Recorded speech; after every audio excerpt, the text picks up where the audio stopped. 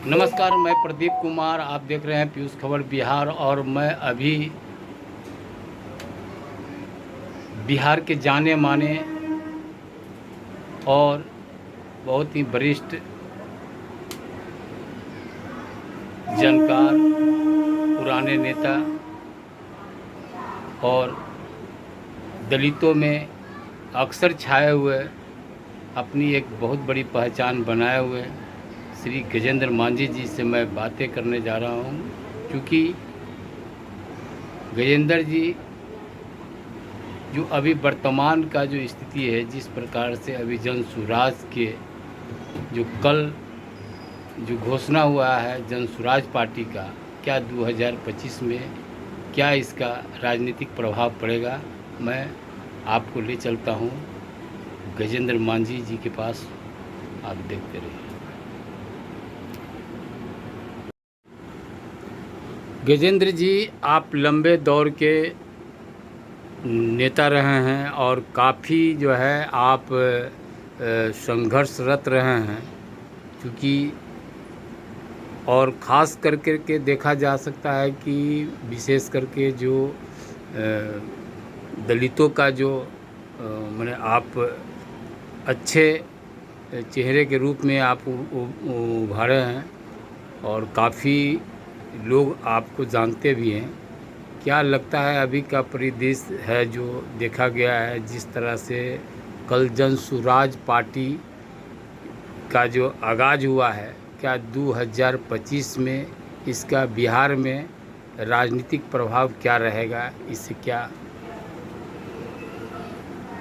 बहुत बहुत पीयूष चैनल को धन्यवाद।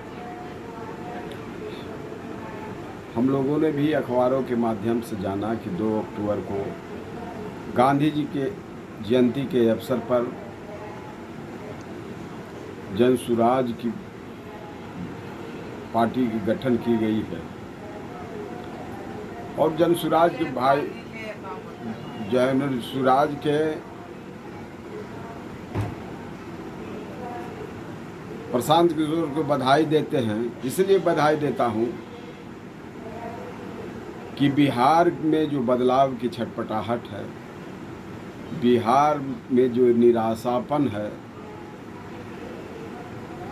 और बिहार जो ऐसे चौराहे पर खड़े हैं, यह बदलाव बिहार की जनता चाहती है। उस परिस्थितियों में एक नई पार्टी को बिहार में लॉन्च करना एक नए दिशा के रूप में तो बिहार देख रही है। लेकिन तब है कि जन सुराज के लोग अब कितना इस राजनीतिक दौर में हस्तक्षेप करते हैं और किन मुद्दों के साथ यह हस्तक्षेप करते हैं, जन सुराज के एजेंडे पर निर्भर करती है। इसलिए आज तो मैं कहूँगा कि जन अखबारों के माध्यम से मैंने पढ़ा कि जो प्रदेश अध्यक्ष बनाए हैं उनके हिस्ट्री और जीवन लाइफ जो अखबारों के माध्यम से आया कि वह एक ब्यूरोक्रेसी है। तो प्रदीप जी, मैं कहना चाहता हूं कि शुरुआत में ही प्रशांत जी को यह गलती नहीं करनी चाहिए थी कि किसी ब्यूरोक्रेट को प्रदेश अध्यक्ष बनाया जाए जो समाज एक्सेप्ट कर ले। क्योंकि पिछले के दौर में हम कई दलित ने ब्यूरोक्रेट के देखा हूँ। मैं बलवीर चांद को देखा हूँ, मैं चुनाव लड़ते मैकू राम के देखा हूँ, मैं चुनाव लड़ते एक क्या नाम थे, मैं चुनाव लड़ते एक IAS हुआ करते थे, उनका नाम भूल गए, पंचम लाल जी। लेकिन इनको समाज ने, दलित समाज ने या ट्रू समाज ने ही इनको एक्सेप्ट नहीं किया। तो इनके प्रदेश अध्यक्ष को बिहार के धरती, आंदोलनकारी की धरती कितना एक्सेप्ट करेगा, ये तो भविष्य के गर्भ में है। इसलिए यदि जन सुराज यहाँ संघर्ष करती है जनता के मुद्दों पर, तब यह सर्वाइव कर सकती है। लोगों में छटपटाहट है लोगों में बदलाव की चाहत है, लोग नई चीज़ों की ओर जाना चाहता है, लेकिन नई मुद्दों, नए बिहार के विकास, नई सामाजिक अवधारणा के साथ जब तक जन स्वराज नहीं आएगी तब तक जन स्वराज किसी भी स्थिति में बिहार का बदलाव नहीं कर सकता है। इसलिए मैं प्रशांत किशोर जी को भी कहना चाहूँगा कि संघर्ष सामाजिक कार्यकर्ता करता है,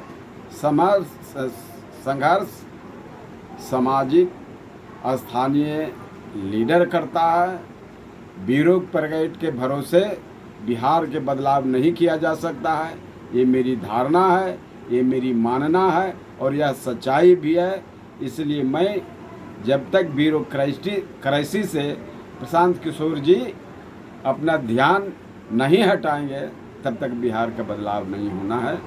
मैं गजेंद्र मान जी। प्रदेश अध्यक्ष की बात की है सर में आपने, चूँकि प्रदेश अध्यक्ष जो है कार्यकारी रूप में बनाया गया है और कुछ ही माह ही रहेंगे, उसके बाद फिर इसके लिए फिर अगली तैयारी की जाएगी। इस तरह के प्रशांत जी ने बहुत बार दलित प्रदेश अध्यक्ष की घोषणा करते रहे अखबारों के माध्यम से, या कार्यकारी अध्यक्ष भी बनाए गए हैं मान लिए थोड़े दिन के लिए, लेकिन ठोक ठिठा के इनको दलित नेतृत्व प्रदान करना होगा, तब बिहार में बदलाव हो सकती है।